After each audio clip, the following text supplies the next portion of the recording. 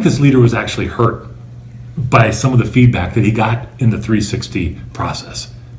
There it was. We're tired of your tired stories. It was really abundantly clear that as a veteran of this particular team, this organization, that this leader was being informed that he'd been telling the same old stories over and over again, and his team was tired of it. Hello everyone, I'm Craig Ross. In this particular situation, in service to this individual, I tell you what, for starters, this is an individual who cares deeply about the people he works with and the mission of the organization, and he wanted to move this forward.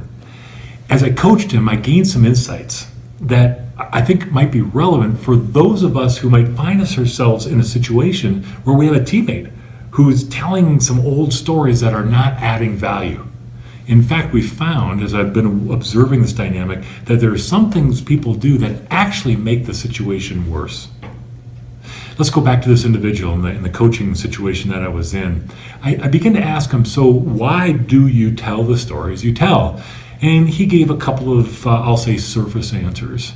As we dug a little bit deeper, we finally got to the core. And it's this. This beautiful human being simply wanted to be validated. In fact, these were generally his words. I paraphrase a bit, but he essentially said, I see all these incredibly talented people around me, and we're going to amazing places together. Yet sometimes I feel as if I'm getting left behind.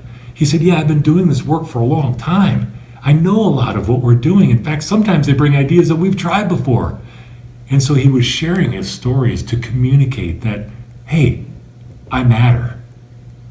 Yet what was happening, and we've seen this dynamic happen, these are with the best of intentions, that when someone's in a meeting and they're telling an old story, that some other individuals, in an attempt to serve this person, will do what? They'll roll their eyes, they'll look at their smartphone, or they won't fully engage, which sends the message to the storyteller of what? You don't matter. Which only causes them to do more, you got it, tell more stories. And so how do we affect this? One of the things, if you're in a position of authority, it's a little bit easier, granted, because we can actually ask the person that works for us, we can simply say, hey, tell me why you tell the stories you tell.